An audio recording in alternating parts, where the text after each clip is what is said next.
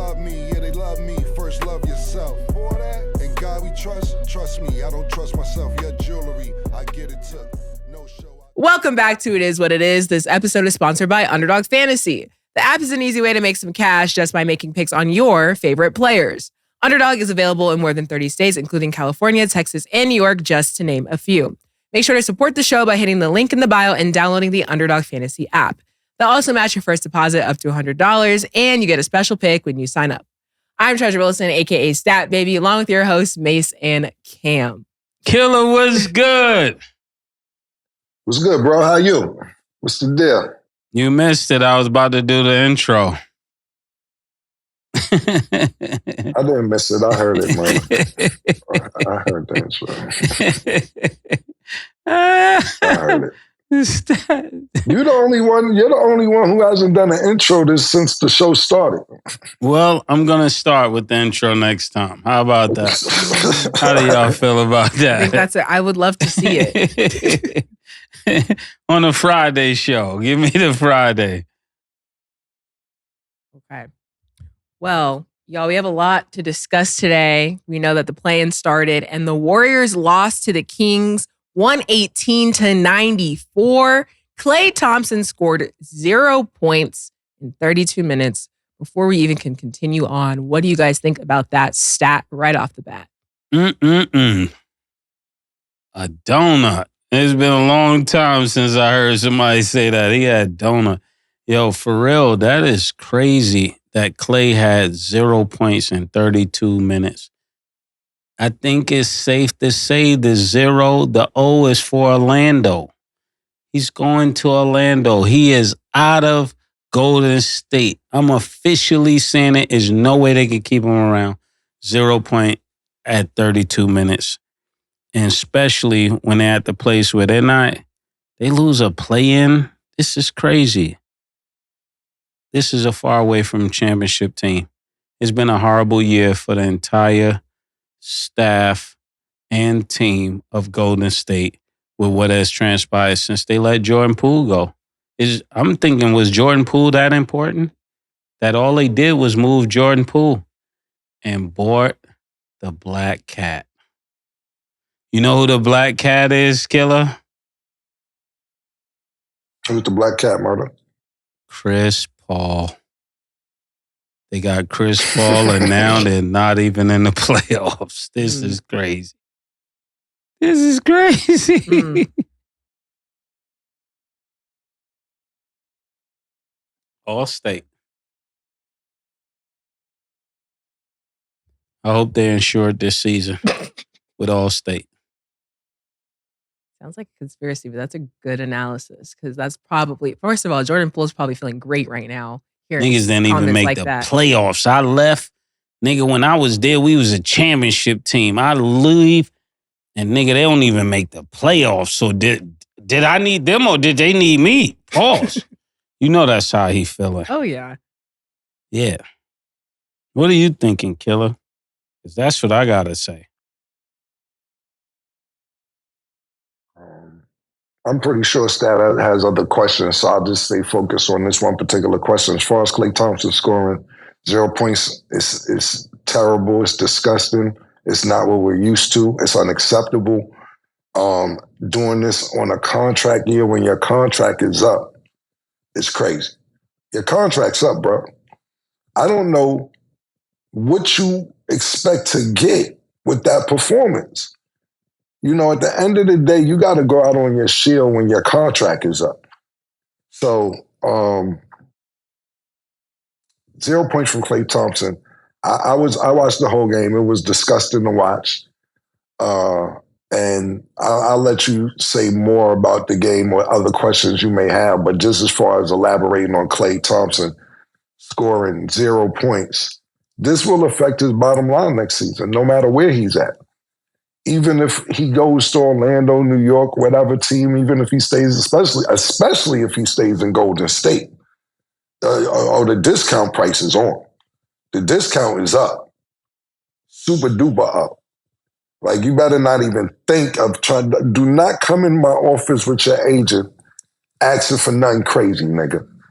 Get slapped the shit out you, nigga. fuck wrong with you? Get the fuck out of here, bro. And just to think of some of the players that were playing on Sacramento, just to see, this game, like I said, we'll move on. I'll let you get to the next question. But for Klay Thompson, this was bad. This was really, really bad. So wait. No, let's not leave this statement so quickly. How much would you pay him? How much you paying Klay come this summer if he comes in Cam's office? How much are you paying him? I will have to look at the salary cap. I don't know it off the top of my head. But it's, niggas like Klay, who's 33, 34 years old, I'm not sure exactly which one it is, they're looking for these max contracts on their way out or before their basketball life, so to speak, is up. You got to think about it, Murder. Steph Curry, right, is 35 years old. I don't care if his contract is up next year or the year after, which he'll be 36 or 37. I'm giving Steph the max. I'm giving him the max at 37 years old for 5 years or 4 years, whatever you can get for that time period. I don't know what the salary cap is because we see a lot of bums getting a lot of money. And you'd be like, damn, how do you get 80 million? How do you get 90? Because the salary cap keeps rising every year off the player bargaining agreement. So off the top of my head, I don't know what the salary cap is. But if you're asking me what he's worth in today's NBA, and I would say this, in today's NBA, I think they signed Chris Middleton a few years ago for $170 million. For 4 years, I believe, 4 or 5 years. I'm going off just a contract that I know off the top of my head. Klay, 120 maybe, 110 for 5. You get 20 a year, which is not, it's money. I'm not going to ever say it's like it's not money, but when we have contracts coming out with Jaylen Brown getting $325 million, then Jason Tatum's going to get more than that. Giannis, I'm probably, if I don't pronounce his last name right, getting $280 million. Steph getting $250 million. Damian Lillard's on his second $250 million contract or more on his second time. So you have players who's getting money, and I know 110, 120 million, be like, damn, that's a lot. But in today's market, for the caliber of player, depending on what you are, you're going to get some buckets. You're going to get some money, pardon me. You're going to get some chicken. There's some niggas out here getting, last offseason, it was about 7, 8, 9 niggas. I didn't even know who they were. They like, he just signed for $62 million. And so-and-so just re-signed for $70 million. I'm like, who the fuck is these niggas? Yeah. $60 million? I never even heard of this nigga. So, you know what I'm saying? So I'm just saying, with a name like Klay, I wouldn't go over. If I was Klay, me personally, I would take a 1 or 2 year deal, and I know he's not going to do that to get my name back. This trying to go into a long-term deal with the season he just had, terrible. I'll say, give me a 2 year deal, try and get myself together, and then go for a bigger contract before I have to retire. But if he don't get it together the next 2 years, it's going to be even worse. He's playing catch 22 on both sides. So, me personally, he comes in my office, I don't care what organization I'm with, he can't get more than 100. And 100's a lot. We got to think about Draymond Green last year just re-signed for 4 years for $100 million. Chris Middleton actually just re-signed his last contract for $100 million. So it's people of his caliber getting $100 million, but we can sit here and argue and say, I gave Draymond 100. And as much as Draymond is disruptive and causes his team problems and gets ejected, everything else, he had a great season this year, especially his three-point percentage was up high when he's on the court. The stuff that we talk about Draymond is the extracurricular activities. His basketball intensity cannot be denied. Even the game tonight, he played from start to finish, pardon me, last night. He played from start to finish, up and down the court, even when they were down 15, 16, 17 points with 4 minutes left in the game. Him and Steph is still getting an effort. So You're not going to be able to buy that effort from Klay. To me, Klay tapped out at halftime, me personally. So even 100 may be stretching. I have no idea, Mase. That's a great question. Yeah. And maybe I could do some homework and look at other people's contract. But whatever it is, don't come in here with your chest out in my office if I'm the GM. Please do not walk in here like that. Don't do it, yo. So at first you said 110. Now you're saying no higher than 100. So you want to stay at 100? I started thinking about it, I started thinking about it when you asked me, and I was sitting there thinking, I'm like, damn, I was thinking about Chris Middleton's contract prior to the one he just had. He got 170, then it was time he opted out his last year, and he hadn't played great season since the Bucks won, so he like, let me take this 100. Same thing with Draymond. Draymond may have not been playing as good as he was the last 3-4 years, so he took what Rich Paul could get him, and that was pretty good, $25 million a year. For what Draymond does is good. And to me, that may be underpaid because of his tenacity and what he brings to the table. We got to realize Draymond Green missed several games. He missed games in the beginning because I believe the beginning of the season he was getting back from an injury. He got suspended once, then got suspended indefinitely.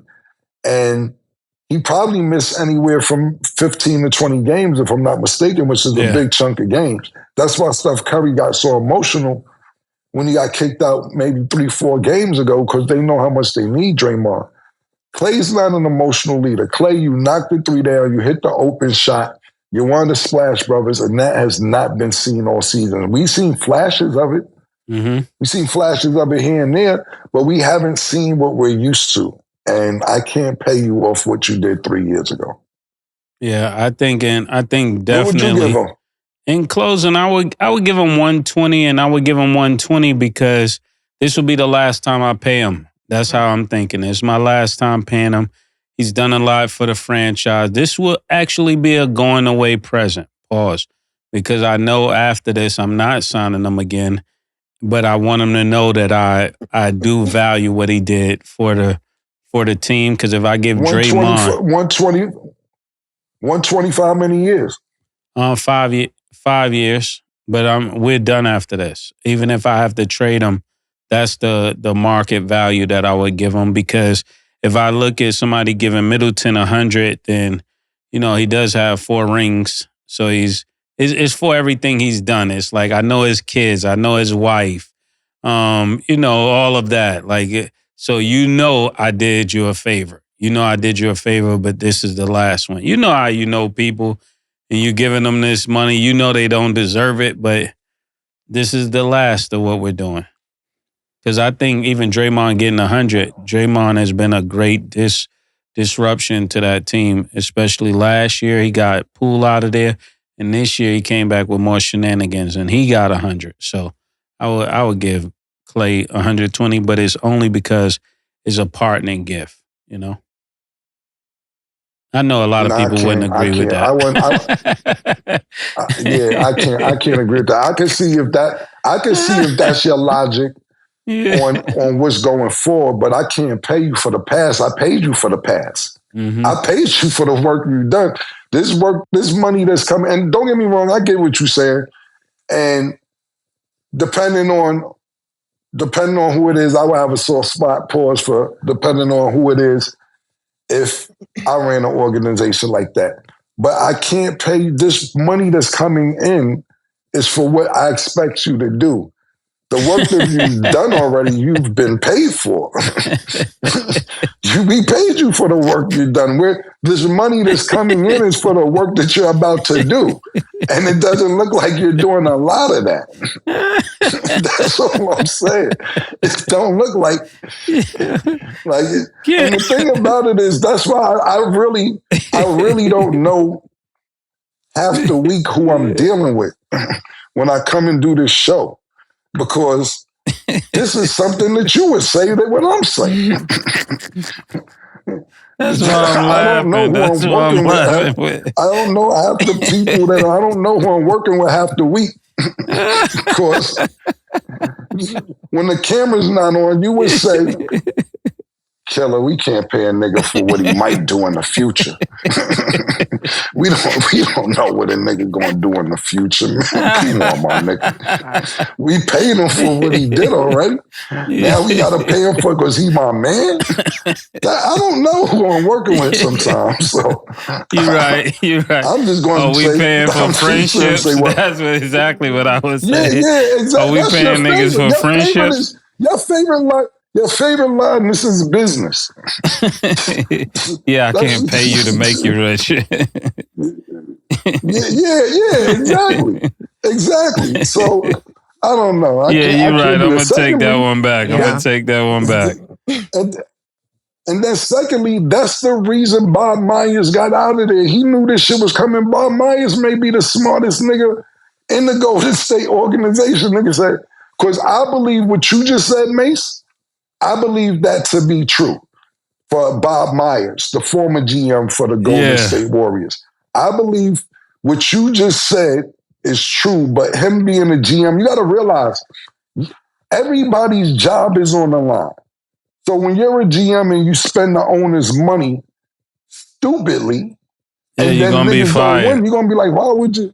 You're going to be fired. So you're risking your job. I believe Bob Myers has a great relationship with everybody, down to even when Kevin Durant tore his Achilles, he was on television crying.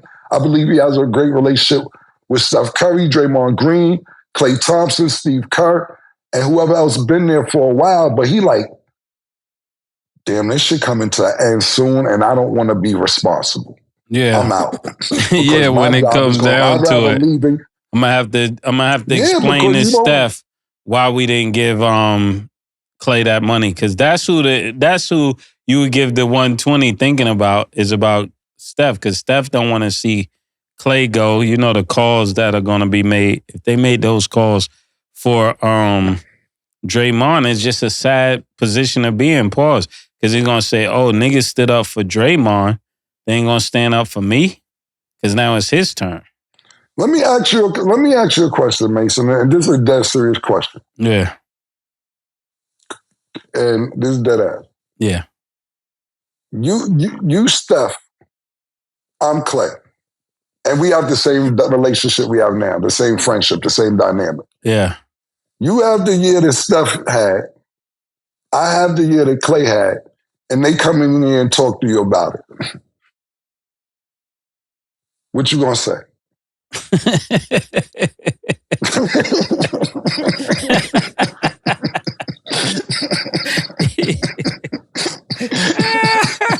You know what I'm gonna say? You gonna say the same thing. You gonna say the same thing. Mase my man, but Mase my man. I don't know what's up with the nigga. You're right. I be talking to the nigga. Yo, I be talking to the nigga. He keeps saying he's on it. Especially if you got a Coach Rich type nigga that you know, this on some one-on-one type shit real quick. Yeah. Yo, Murder, what's up with Cam, man? You know this nigga. I don't know. Yeah.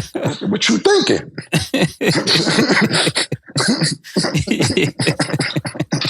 What you thinking, dog? Yeah. What are you fucking with some bitches on the side? What's happening? Niggas see you sniffing coke? What's going on?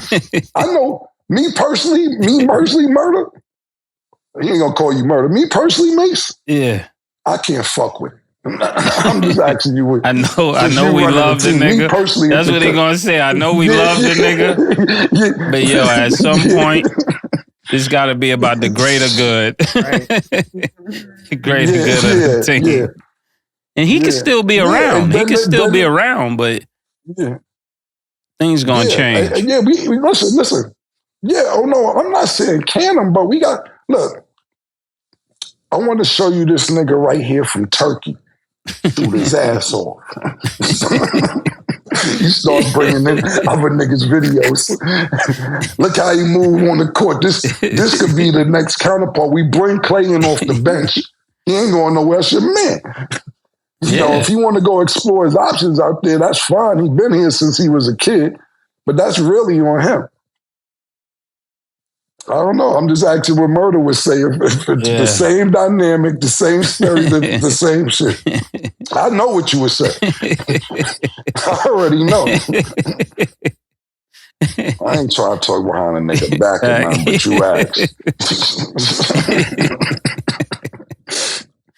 So I know we were discussing contracts, and to your point, you were saying maybe he could get, 5 years, a couple, like 100-something mil. But I feel like as far as like a favor would be like, okay, I can help you in the front office. I can help you as an analyst. That's a different type of favor. And I just feel like it wouldn't benefit them in any aspects because just reality is reality. You're on top at one point, and then at some point, you're not. Yeah. And you have to make changes.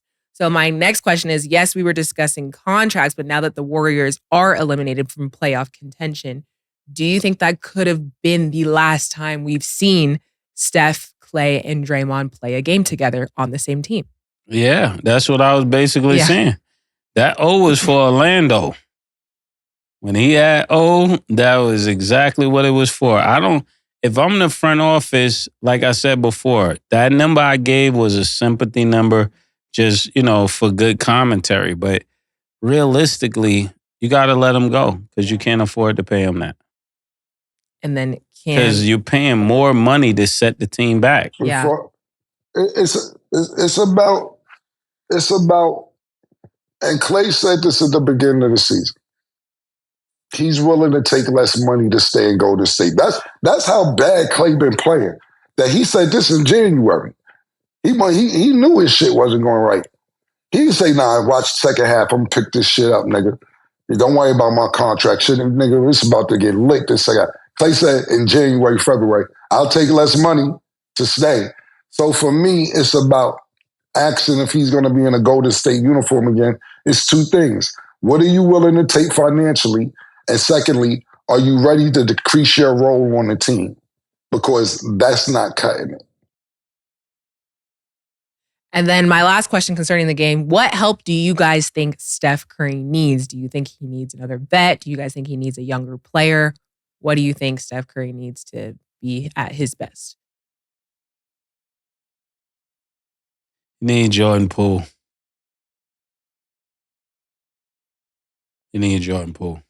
I know Jordan Poole had a horrible year, but he just probably was meant for Golden State. Yeah.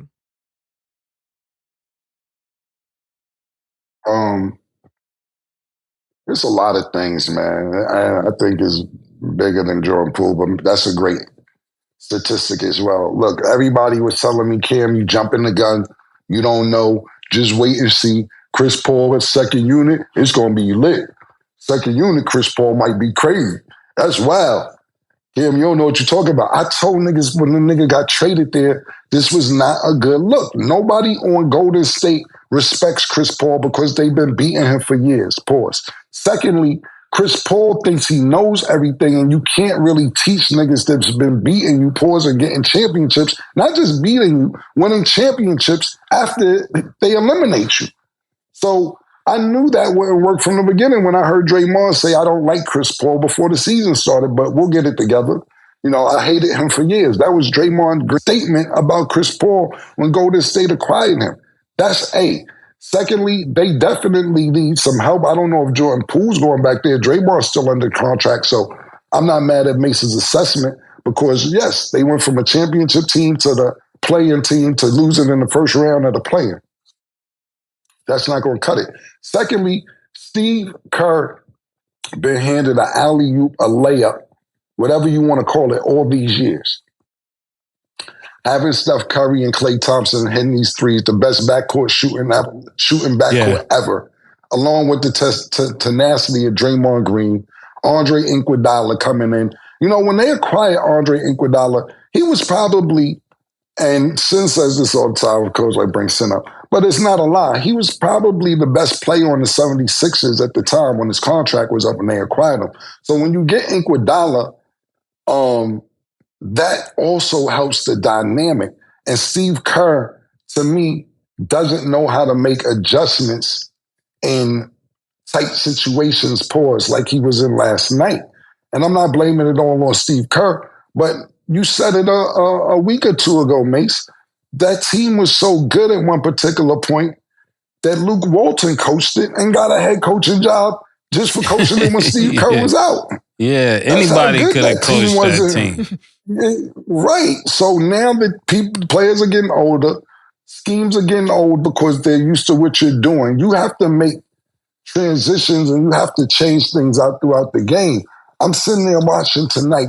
You sit there and say, okay, cool. I know Sabonis is a headache to deal with down low, pause for Sacramento, and they had some size on them. But you've been playing Jackson at least the last 3 weeks. I've been saying I'm giving them significant minutes to where I'm like, damn, I didn't know Jackson was this good. He's playing power forward or center for Golden State, and he gets 11 minutes tonight because you want to go with Looney. You haven't been playing Looney like that.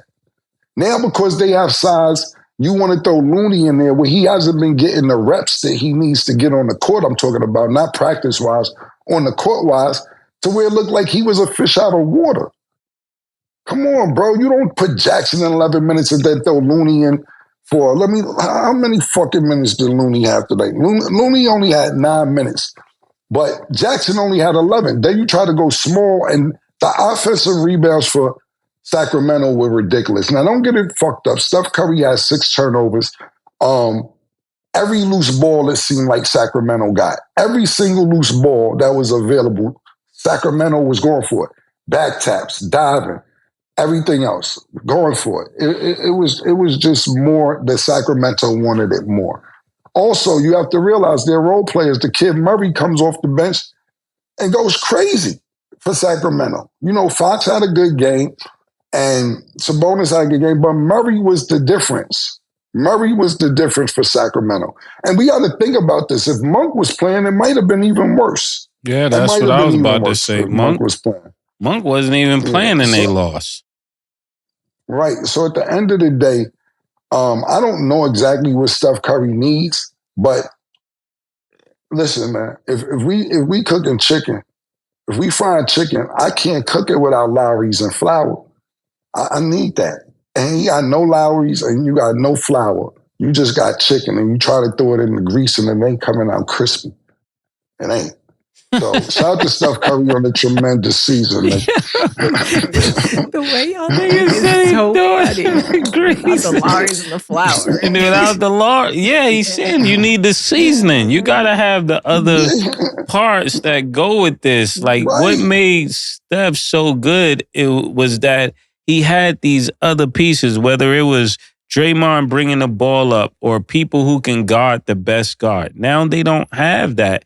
So a lot of what they were thriving off is being exposed. They're very weak on the perimeter when it comes to guard defense or wing defense. And to win in this league, you got to be strong on defense on the wings. You got to have big wings. Pause. Like when they had Iguodala and they had Draymond guarding people on the wings, it gave that freedom to what's his name, Steph Curry. But when they didn't have Iguodala, they don't have Sean Livingston. These are all of the pieces that had that long wingspan that made it easier for him to do everything that he's doing. True. Now he's just getting those buckets. And the defense, they're losing it on defense. And Steve Kerr, even though he played with the Bulls, defense was never his forte. We know that.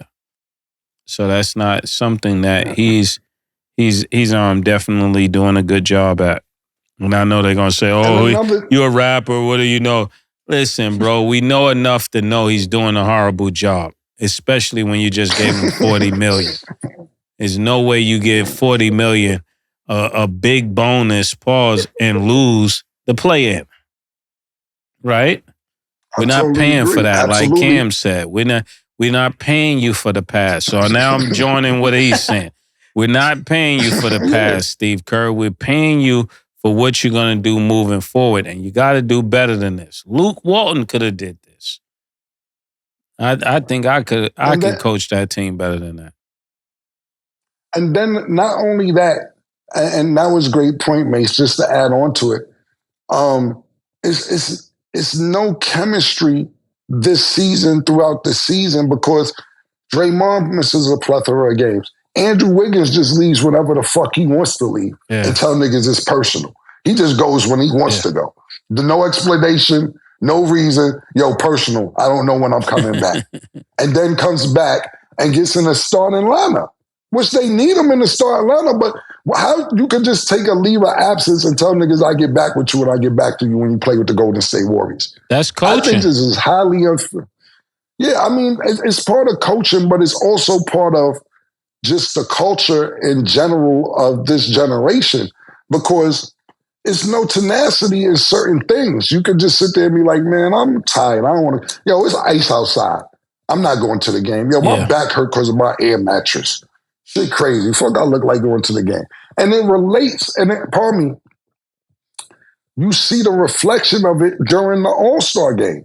You got the highest talent in the world when it comes to basketball in one building for a weekend, and nobody wants to play for real. Nobody plays. If you go back, and I know you're like, oh, you're always going back. You go back and watch them even Kobe Bryant or Michael Jordan or even Shaq or somebody, Charles Barkley. These people want to win. They want to win the All-Star game. It meant something to where now it just doesn't. I sit there and look at a bunch of players on the sideline. Everything's fashion, which is fine. I'm into getting fly too. I dig it. But the other day, and I dig it, don't get me wrong, Memphis was not getting in the playoffs whatsoever. But how do you got 10 niggas hurt? So you brought niggas up from the G League? Or wherever you bought them from, they had 7 players available when they played the Lakers the other day. I see more Armani, Christian, whatever the red, I see more of that than uniforms. It was your word to blood murder that I looked at the bench when niggas was going to sub out. The niggas with the uniform was going past 8 niggas dressed in street clothes. I said, where's the players on the bench? It's one nigga sitting at the end of the bench in a uniform, while 5 niggas on the floor, 10 niggas in street clothes. Now, I know they ain't really had nothing to play for, but y'all ain't all John Morant. Get on the fucking floor, man. Get on the floor. And that's why I like certain contracts, because what happens is this. I don't know, everybody's contract is different, but when you're not playing, you shouldn't get paid. Unless it's a doctor, medical emergency, or the team says, nah, he's dehydrated, he needs rest, he's older, whatever. You can't just be sitting out and be like, man, it's only 8 games left. We're not making the playoffs anyway. Let's go shopping so I can look fresh on the sideline. Come on, man. That shit is trash. That shit is whack, bro. So I wouldn't blame it on coaching. I blame it on the contracts. I blame it on the league letting people get away with it, because now you can say you need rest for anything. Yeah, they should abolish that whole, what is that? Is that the word, abolish? Yeah, get rid of. Yeah, they need to abolish that whole rest, that low management. Yeah, and all like, that. yeah. We got to think about it, man. Like, it's 82 games in the season. Niggas talking about, yeah, nigga, I played 60 games this year, nigga, killed them. This is what's going on. Yeah. Niggas is proud to play 50 and 60 games, talking about I played more than half the season. Come on, bro. Okay. We're going to Answer the question, status. I don't know what Steph Curry needs. And whatever it is, they better hurry up. They got about 4 or 5 months to figure it out. Yeah. Great. Okay. Well, in the comments, let us know what you guys think Steph Curry needs. But with that, we're going to go to break. And when we return, we will discuss the Lakers' win over the Pelicans.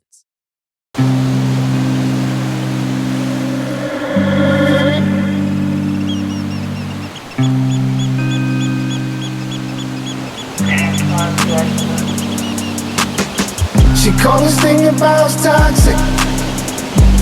4 years and counting. Got you feeling like an option.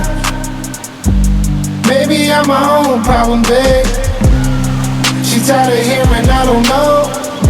What's stubborn in me won't fall. Dealing with this thing called trust. But she really thinking about it. She wanna be free. Why am I in this woman? She wanna be free. see her walk away. I wish somebody told me the rules. Disagreements let her win, and it's cool. Even when I'm right, this ain't about you. Welcome back. Now let's get into our Underdog Fantasy picks of the day. Tonight, Miami will play the Sixers. Underdog Fantasy has Embiid at 30.5 points. Do you have him higher or lower? Mase? Higher. Okay. They play the Heat. Higher. Okay. Higher. Jimmy Butler is at 23.5 points. Do you have him higher or lower? Cam? Higher. Yeah, higher. Okay. And Bam is at 3.5 assists. Do you have him higher or lower? Mase? Lower. Higher. Okay. Download the Underdog Fantasy app and you can make your picks too. So the Lakers beat the Pelicans 110-106. They will now move on to face the Denver Nuggets. So one, how do you feel about their performance? And then what's you guys' prediction for Denver versus the Lakers? How do I feel about their win? The win is good. They supposed to win that game. It's only one game. You got somebody with the legacy of LeBron James. That was a given. I knew they was going to win that game. It would have been better if the Pelicans could have played a little bit better. But when it comes to them playing Denver, we already know what's going to happen. AD is coming to watch the Joker do his thing. Every time they play, AD comes to watch the Joker do his thing. So AD, if you don't like this take, make sure when y'all get on the court, you're not out there smiling while he's hitting threes, giggling while he's getting layups. Like you're in awe of watching the Joker play. Somebody need to tell you, you're actually his opponent. You're supposed to be scoring as much as he scored. Try to block a shot. Try to get a rebound. Don't let that guy just come from overseas and do whatever he wants to do with you. You from Chicago. You got to do better than this. I want Anthony Davis Pauls back with the unibrow. That's the AD I like.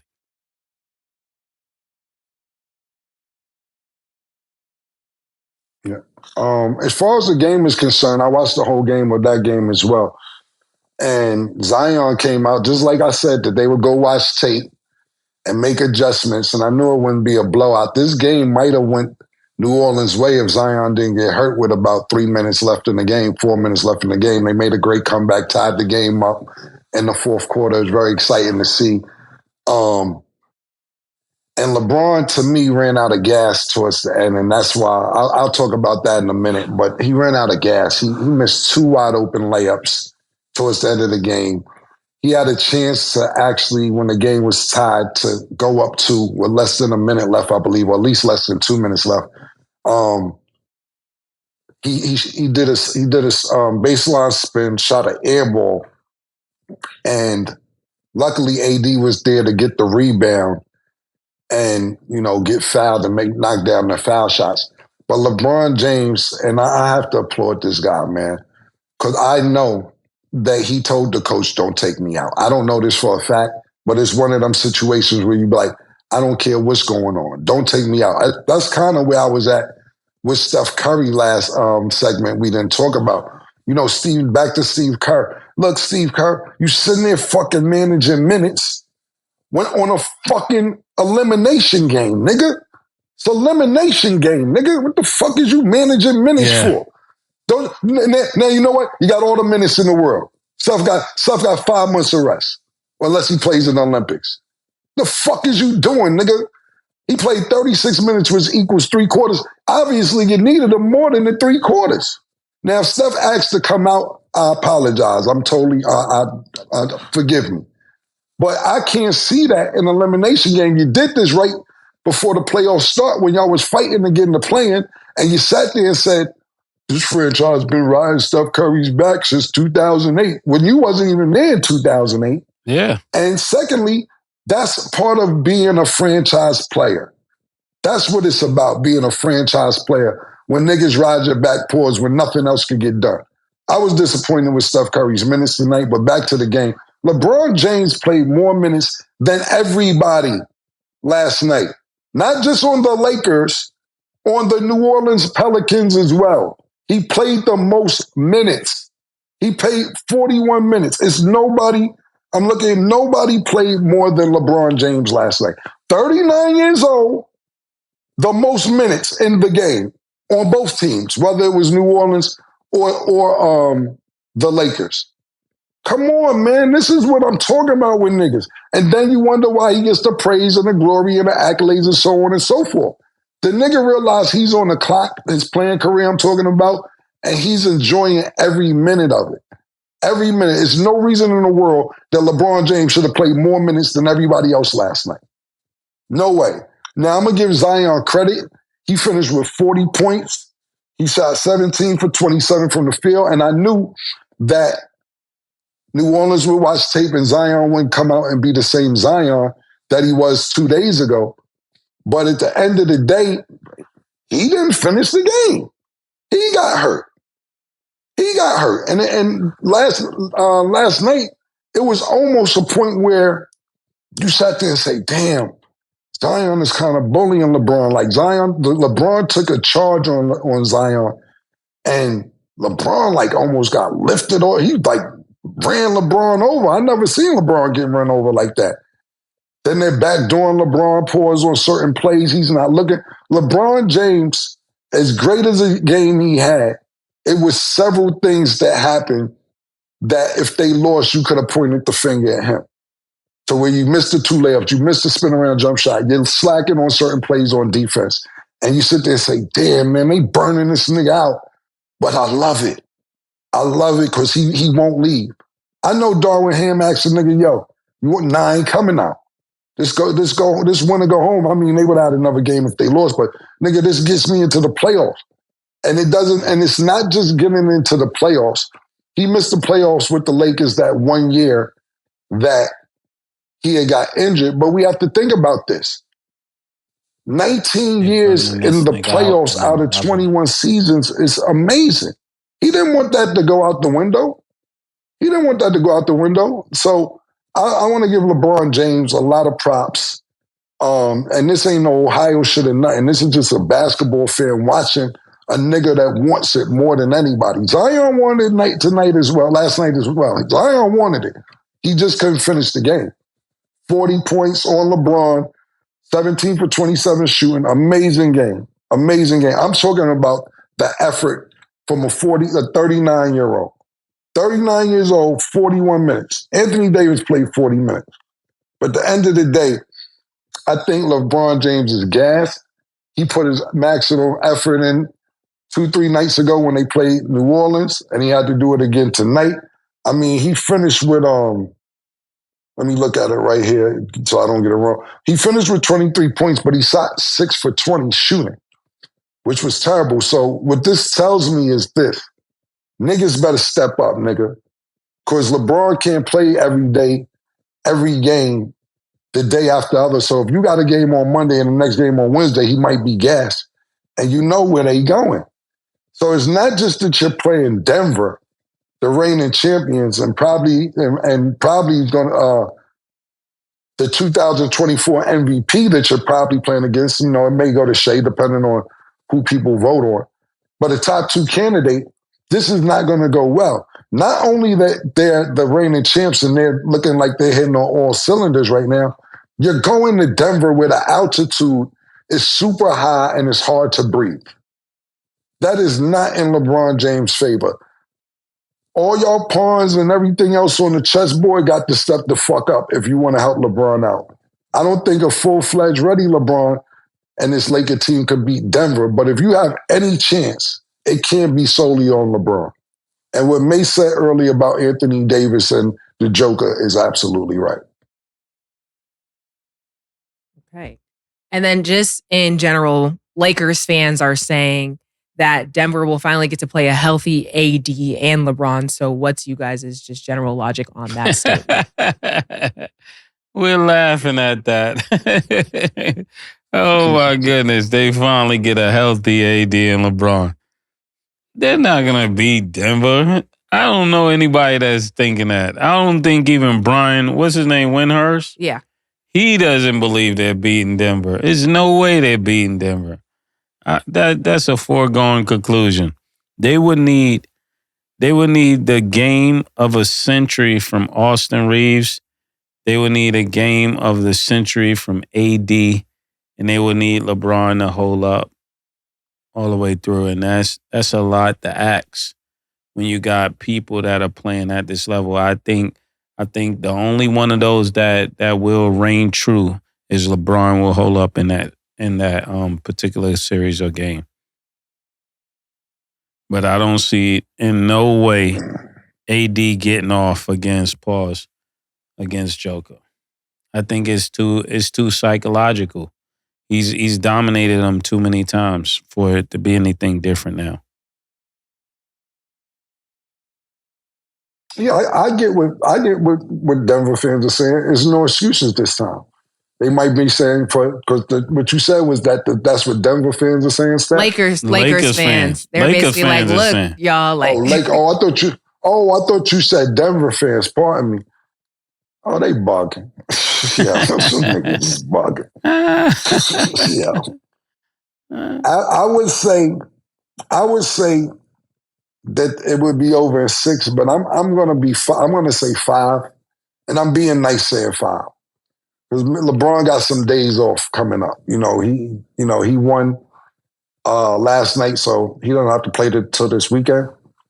But maybe they try and steal the first one outside of that. I just don't see it going past 5. I'll give you 6 if I'm being nice, but after seeing LeBron James tonight and him looking gassed in certain situations, and the other players not stepping up as they need to step up. Because listen, we'll sit there and say, okay, D'Angelo Russell, he looking good, and then he won't look good. We'll sit there and say AD is looking good because AD looked great all season. AD finished really well this season, man. He had a great season. And though we gave him a hard time about all the locker room shit and everything else he had going on. But AD played, I believe, 75 games, if I'm not mistaken. He averaged a double-double, if I'm not mistaken. And he had a tremendous season. But let's think about this. LeBron had a tremendous season. AD had a tremendous season, and they still finished in 9th. They still finished in 8th, pardon me, in the play-in. They didn't even finish in the playoffs when they had a great season. But that goes to show the level of competition that's going on in the Western Conference because actually, to be honest with you, the Lakers' record this season was better than their record last season, and they was in the playoffs last season. They was in the Western Conference Finals last season, actually. And their record this year is better, so it just goes to show the level of competition in the Western Conference is just tremendous. Then before we go on to the Devin versus Haney fight, because there's a lot of conversation going on with those two. Devin versus Garcia. Yes, Haney versus Garcia fight. Yeah. There's a lot of conversation going on with that, but I do want to get into this article real quick by Brian Windhorst because I think it's a pretty interesting conversation. So he says today's NBA is harder for LeBron and Steph than ever before. He said, James and Curry are superstars of a certain age. Their dominance in their primes and extended run of winning at the highest level has made anything less than that seem like failure. What do you guys think of his analysis? I appreciate his commentary and I appreciate everything that he brings to the game of basketball when it comes to being an analyst. But it just sounds like excuses. It sounds like excuses to me. When you're great, everybody that was great had to keep it up. There's nobody that have raised the bar and then set the bar there that doesn't have to keep that up. So that's not a new issue. It's not a new issue. Jordan had to be Jordan. Magic had to be Magic. Bird had to be Bird. That's not new for LeBron and Steph. I think that's not accurate. Sometimes because people have, and I know he's seen a lot of basketball, but I don't think it's easier or harder for them than it was for Larry Bird on his exiting, or who else I could think about that it was very challenging for, or Tim Duncan. Tim Duncan won so much that people was expecting him to win a lot. There was a lot of people that was expected to win just as much as Steph and Curry, because there's people that got more championships than both of them. So even though I respect them as a commentator and an analyst, that was inaccurate. What was the statement against that? Yeah, so in the article, he wrote that James and Curry are superstars of a certain age. Their dominance in their primes and extended run of winning at the highest level has made anything less than that seem like failure.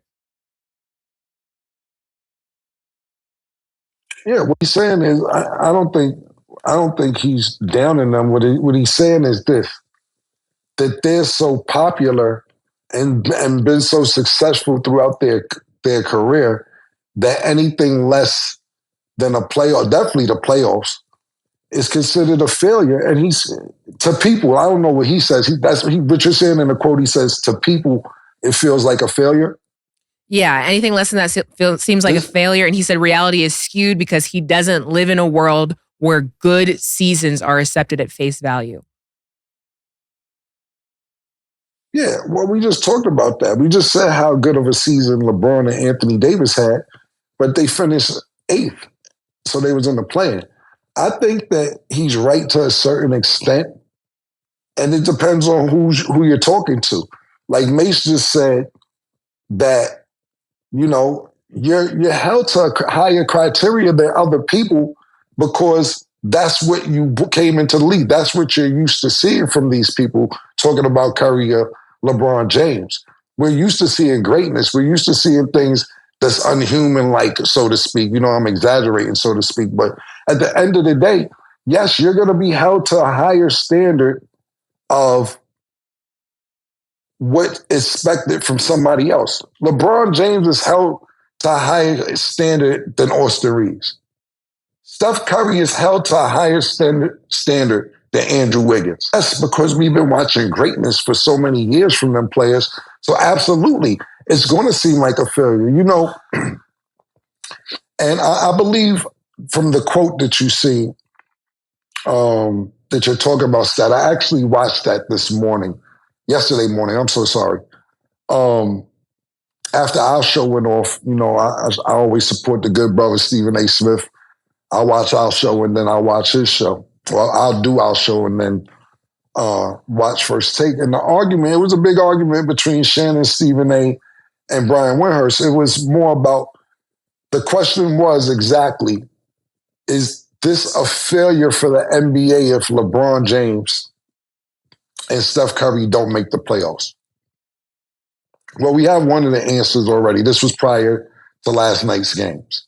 So we see Steph Curry's not making the playoffs, which is tragic. I was in here about to throw a damn tantrum when I watched the game last night because I'm like, damn, we not going to see no more Steph until probably the Olympics. Fuck, I want to see Steph in the playoffs.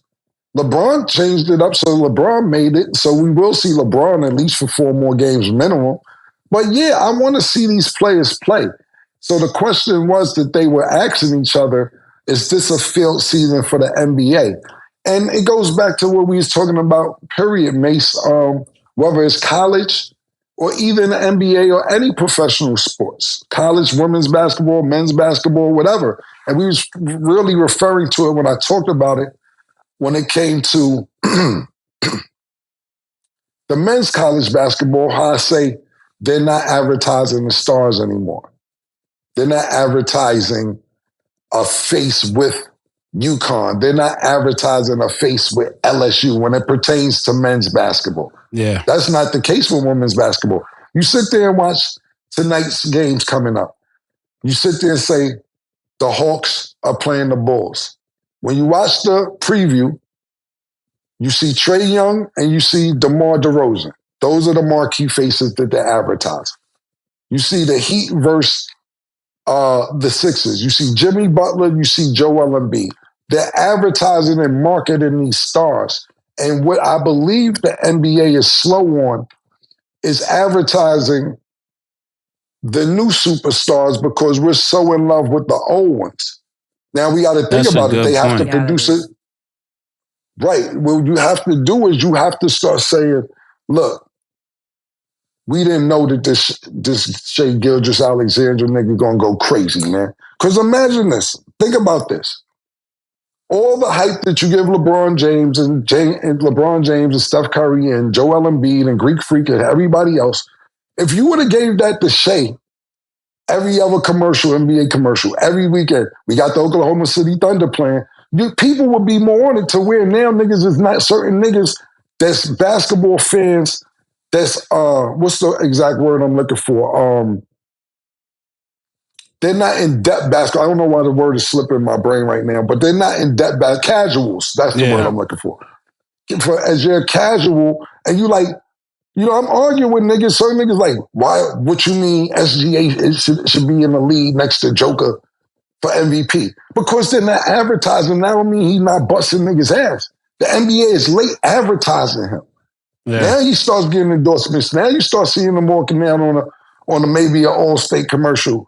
Or you saying, okay, the Oklahoma City Thunder got the 1 seed.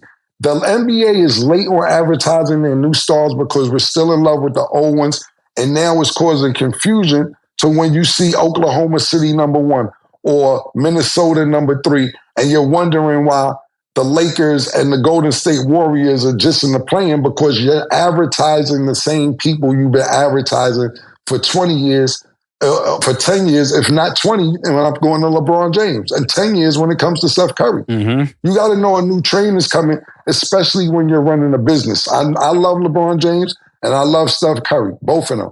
But there's some new young superstars out there. They got something to say about it. And the NBA has to start advertising that. So now when the playoffs come, when you have a casual basketball fan, they're not confused.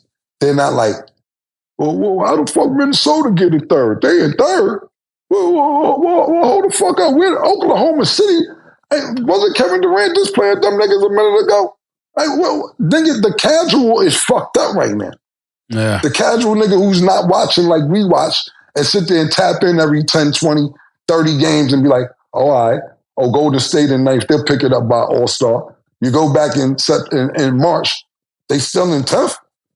You get to the beginning of April. What you mean they fighting for their playoff life? Because you're not used to it. They're not marketing the new stars, and I think they need to pick up on that. Yeah, and I agree with you that there's two new superstars that definitely, there's 3 that needed to be marketed, but it seemed like they were only marketing Wemby when they really needed to not only be advertising Shea, but they needed to be advertising Ant-Man a lot more. But I think what happened with Ja last year probably made them think twice about putting so much marketing into a person. Like, we don't know if they're really ready, because out of one conversation, we're talking about that. But in another conversation, we were just talking about how we're not sure if these new guys even want to be that great. That's what we was talking about when it came to All-Star games and things like that. So now that probably made them say, well, let's support LeBron and Steph, because we know what they're going to bring to the table. And not to say that anything that you said was wrong. It was all accurate and all a great point.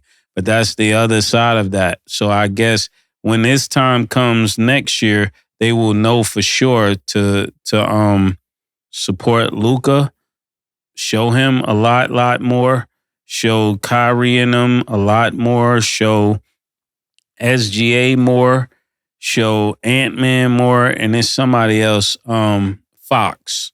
Fox was not seen the whole year, and here he is beating Golden State, but they always had Golden State number, and he's just never been like supported that much.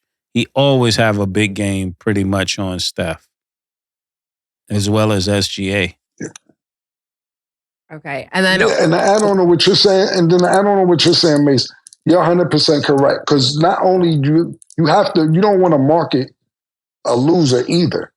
You don't want to. That's what you don't want to do. But you don't want to market a loser. But at the end of the day, back to the casuals, what I was talking about is that they got to know what's coming. Pause. Yeah.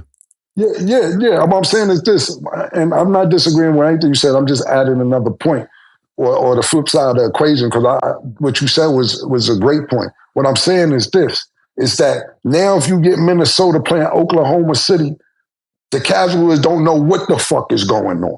Yeah, they fucked up. They don't know what's going on because you haven't been marketing these teams the way these players, pardon me, the way that they probably should be marketed. But to your point, Mase, you also got to prove yourself. I dig it. You got to get out there. You sit there and invest your marketing dollars in the SGA, and then he don't show up this year. I get it. This 2 years in a row, I see SGA making first team All NBA 2 years in a row. So I get what you're saying, but to the casual, it's going to be like Oklahoma City playing Minnesota. A nigga who ain't keeping up is going to be like, what the fuck is going on? What you mean it's the conference finals or the semifinals? They're not going to know. Back to the point when you're saying like Wemby, how they marketed Wemby. When they want to market you, the NBA, they will find stats to make you look good no matter what. You can have 2 points. He's the first guy to get 2 points in 1 minute. Exactly. The first rookie to sit there. You're the first rookie to score in the first 10 seconds. I've never seen so many made-up stats they want. I'm sitting there arguing with the nigga Sin the other day because he's mad that SGA averages more than Jalen Brunson because Jalen Brunson averaged 38 points in his last 10 games. And I said, yeah, that's amazing. How the fuck you don't average more than SGA? I said, because it's 82 games. It's not based off the 10 games that just happened. It's based off 82 games, my nigga. They will always find a stat because just like you were saying, Mase, they market the fuck out of Wemby. And Wemby was doing great. He did some great things, but he's not a winner. He's not.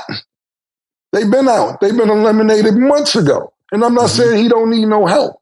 But obviously, you're not one of them one-man shows that could will a team to a championship like LeBron James did or like Allen Iverson did. Yeah.